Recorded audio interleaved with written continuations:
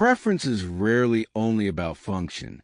On the surface, we tell ourselves we choose things because they are useful, efficient, or practical. But the truth is that most choices are emotional long before they're logical. The brain is constantly scanning the world with quiet questions underneath awareness. What feels safe? What feels familiar? What feels like me? That is why two people can look at the same object and experience completely different meanings. One person sees a simple backpack. Another person sees independence, a memory of travel, a sense of freedom. The object becomes more than fabric and zippers. It becomes a symbol. This is how the mind works. We attach feelings to things because feelings are how we organize reality. Objects become emotional anchors. They hold pieces of our identity. They remind us who we were in certain seasons of life, what we survived, what we hoped for, and what we want to become. And because humans are social creatures, we also use objects as signals. Not always consciously, but constantly. We send messages through what we wear, what we carry, what we keep close. Even small personal items can communicate something deeper. Taste, personality, values, longing. A favorite pen is never only a pen. A certain style of clothing is never only fabric. A worn-out notebook is never only paper.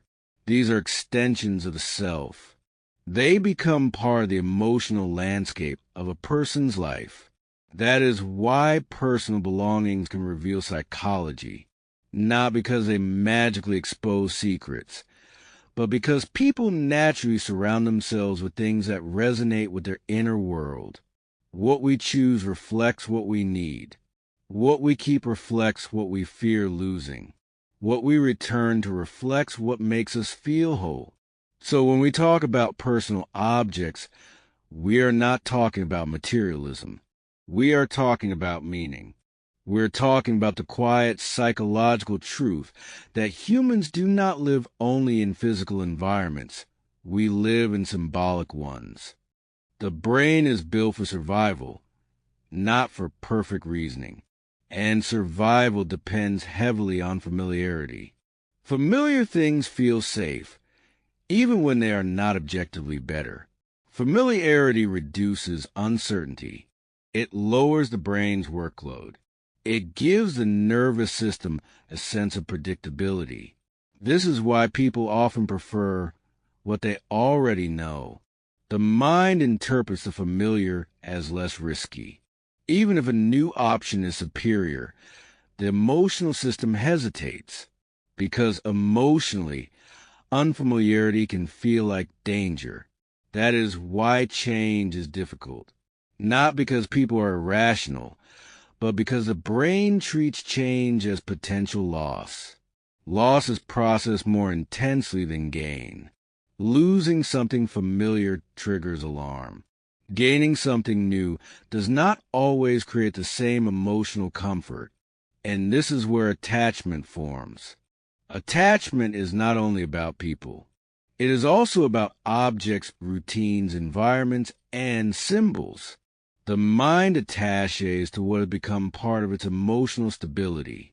A person may keep an old jacket not because it is fashionable, but because it represents a time when life felt simpler.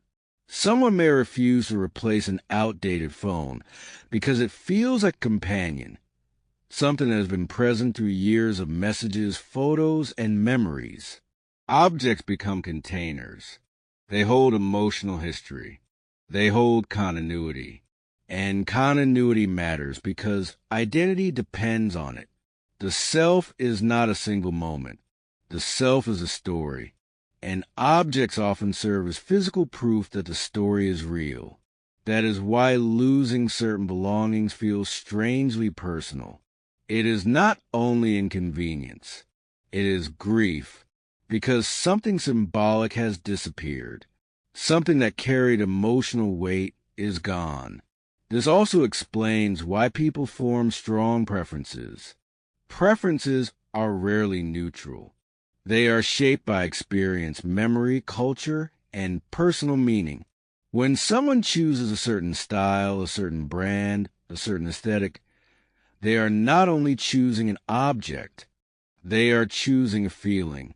They are choosing a version of themselves. And often, the deepest choices are the quietest ones. The objects we surround ourselves with are like psychological fingerprints.